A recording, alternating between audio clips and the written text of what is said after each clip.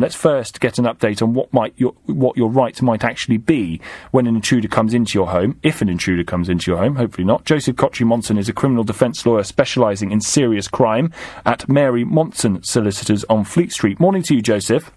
Good morning, Tom. Are you surprised that there's no action taken, or is this in accordance with what you understand to be people's rights if an intruder comes in? Well, I'm not surprised, but that's based on the limited information I have and the limited information with respect that you, Tom, and anyone else in the press had over the past couple of days. There was a lot of police bashing, and while I'm a criminal defence lawyer and the police are my natural antagonists in criminal proceedings, I think it was remarkably unfair that people were talking about this as if it was some great injustice already, simply on the basis of an arrest. This is a man, first of all, or this is a situation. We don't know what the details were. We're assuming, of course, probably rightly, but we're assuming, of course, that this is a situation where somebody was acting simply in self-defence, and that's probably the case. That seems to have been the considered and speedy view that the CPS have taken, and I think that a lot of the criticism and furore was absolutely a jumping of the gun by the press. And I'm not going to make a point about the specific newspapers who covered it. They're the right-wing reactionary papers, but, maybe I'd say that because I'm left of centre. Now, in regard of somebody's actual rights when somebody enters your home, well, for time immemorial, Tom, there has been a right to defend yourself enshrined in English law. That remains unchanged if it's in your own home. Yeah. You have always been able to use proportionate force. And in fact, even when people historically have gone beyond the line, the CPS, because of the public interest limb of the full code, which is the code they must follow when they're making charging decisions, they've been reluctant to charge even when somebody has gone slightly overboard. The circumstances where people have been charged is where people have gone overboard. The great example, a greatly misunderstood example in the press and in the public, in my opinion, was the example of Tony Martin. Yes, I was going to come on to that. Tony Martin, of course, shot a teenage boy who was in the back, so clearly no threat. The right result eventually on appeal of manslaughter by diminished responsibility, given his mental health, was the appropriate one.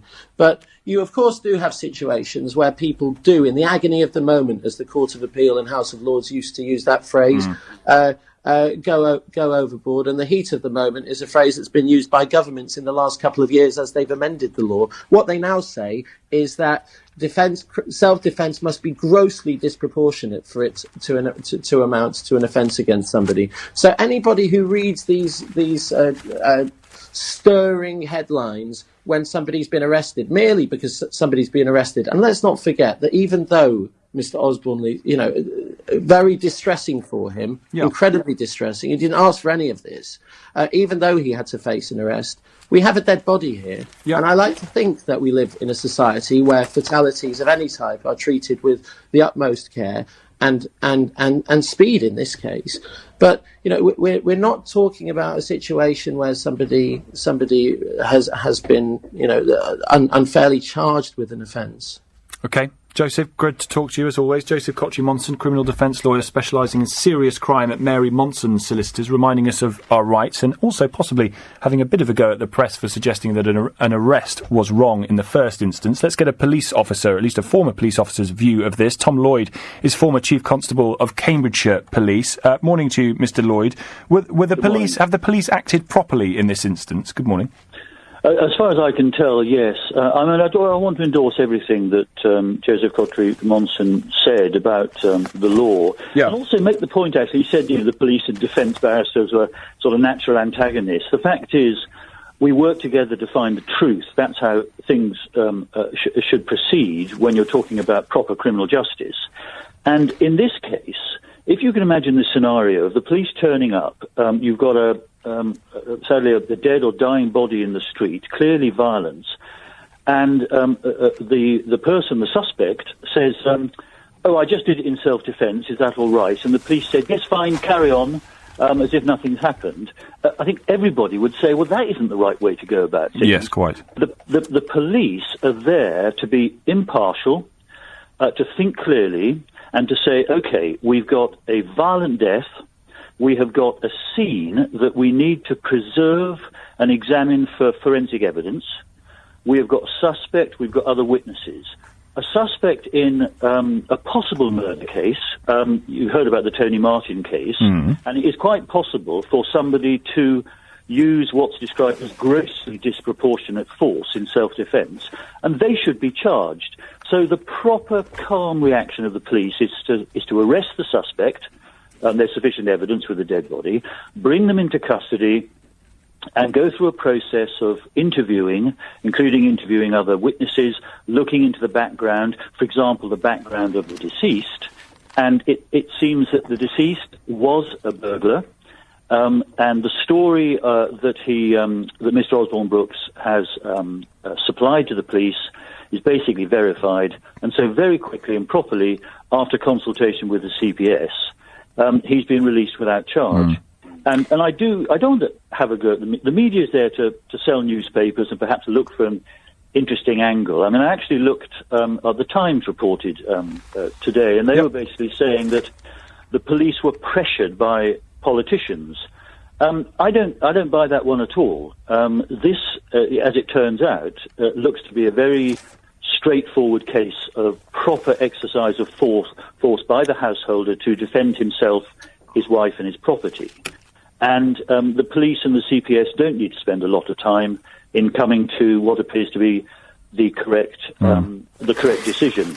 Let me ask you, Mr. Lloyd, while I've got the benefit of you on the line, about you mentioned the Times, about the Telegraph splash that police abandoned 2 in 3 burglary victims as crime soars. They say, according to official statistics last year, 127,000 burglary investigations across England and Wales were closed without any suspect being identified, leaving victims without any hope of justice and often living in fear of further attacks. Are police doing enough when it comes to investigating burglaries? Well, there's an argument that the police can never do enough because if they don't get a suspect convicted and even sent to prison, then people can say, well, the police haven't done enough. There is an issue about 20% real cuts to policing, which puts pressure on making choices about where you put your resources. The fact is that with burglaries, some burglaries could be prevented by householders themselves, taking better precautions in terms of window locks, door locks, and other precautions, and the police are actually happy to advise on that. So that's one aspect of it, prevention.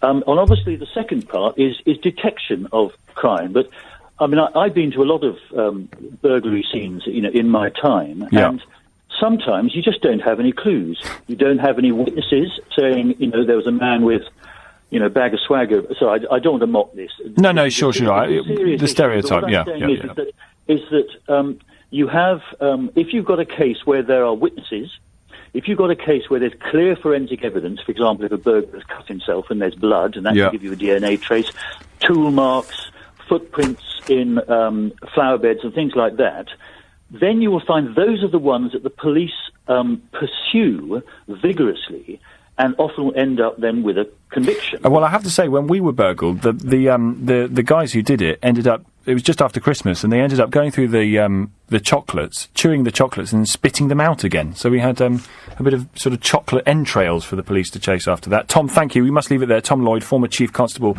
of Cambridgeshire Police.